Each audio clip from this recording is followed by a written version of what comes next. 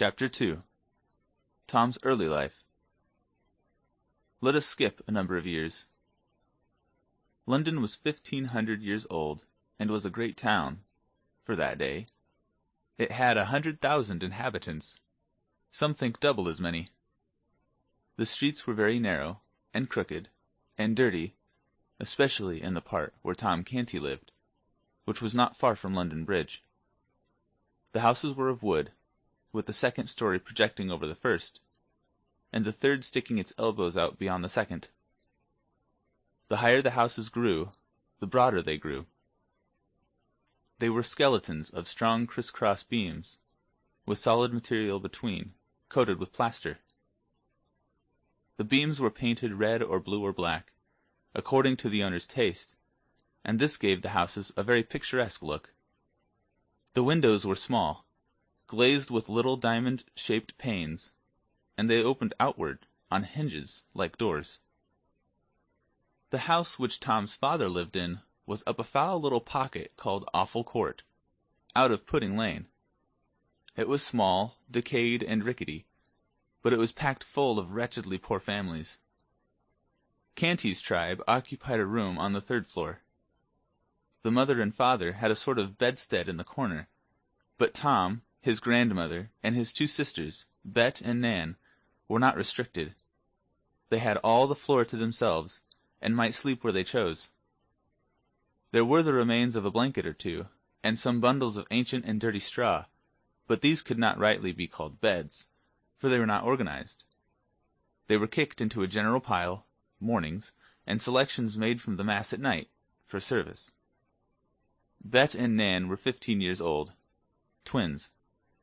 They were good-hearted girls, unclean, clothed in rags, and profoundly ignorant. Their mother was like them. But the father and the grandmother were a couple of fiends. They got drunk whenever they could. Then they fought each other, or anybody else who came in the way. They cursed and swore always, drunk or sober. John Canty was a thief, and his mother a beggar. They made beggars of the children, but failed to make thieves of them. Among, but not of, the dreadful rabble that inhabited the house, was a good old priest, whom the king had turned out of house and home with a pension of a few farthings, and he used to get the children aside and teach them right ways secretly. Father Andrew also taught Tom a little Latin, and how to read and write, and would have done the same with the girls, but they were afraid of the jeers of their friends, who could not have endured such a queer accomplishment in them. All Awful Court was just such another hive as Canty's house. Drunkenness, riot, and brawling were the order there, every night, and nearly all night long. Broken heads were as common as hunger in that place. Yet little Tom was not unhappy. He had a hard time of it, but did not know it. It was the sort of time that all the Awful Court boys had. Therefore he supposed it was the correct and comfortable thing. When he came home empty-handed at night, he knew his father would curse him and thrash him first, and that when he was done the awful grandmother would do it all over again and improve on it, and that, away in the night, his starving mother would slip to him stealthily with any miserable scrap or crust she had been able to save for him by going hungry herself, notwithstanding she was often caught in that sort of treason, and soundly beaten for it by her husband. No, Tom's life went along well enough, especially in summer. He only begged just enough to save himself, for the laws against mendicancy were stringent, and the penalties heavy. So he put in a good deal of his time listening to good Father Andrew's charming old tales and legends about giants and fairies, dwarfs and genii, and enchanted castles, and gorgeous kings and princes. His head grew to be full of these wonderful things, and many a night as he lay in the dark on his scant and offensive straw, tired, hungry, and smarting from a thrashing, he unleashed his imagination, and soon forgot his aches and pains in delicious picturings to himself of the charmed life of a petted prince in a regal palace. One desire came in time to haunt him day and night. It was to see a real prince, with his own eyes. He spoke of it once to some of his Awful Court comrades, but they jeered him and scoffed him so unmercifully that he was glad to keep his dream to himself after that. He often read the priest's old books, and got him to explain and enlarge upon them. His dreamings and readings worked certain changes in him, by and by. His dream people were so fine that he grew to lament his shabby clothing and his dirt, and to wish to be clean and better clad. He went on playing in the mud just the same, and enjoying it too, but instead of splashing around in the Thames solely for the fun of it, he began to find an added value in it because of the washings and cleansings it afforded. Tom could always find something going on around the Maypole in Cheapside, and at the fairs, and now and then he and the rest of London had a chance to see a military parade when some famous unfortunate was carried prisoner to the Tower, by land or by boat. One summer's day he saw poor Anne Askew and 3 men burned at the stake in Smithfield, and heard an ex-bishop preach a sermon to them which did not interest him. Yes, Tom's life was varied and pleasant enough, on the whole.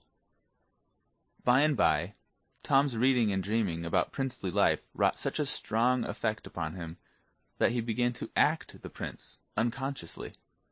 His speech and manners became curiously ceremonious and courtly, to the vast admiration and amusement of his intimates. But Tom's influence among these young people began to grow now, day by day, and in time he came to be looked up to, by them, with a sort of wondering awe, as a superior being.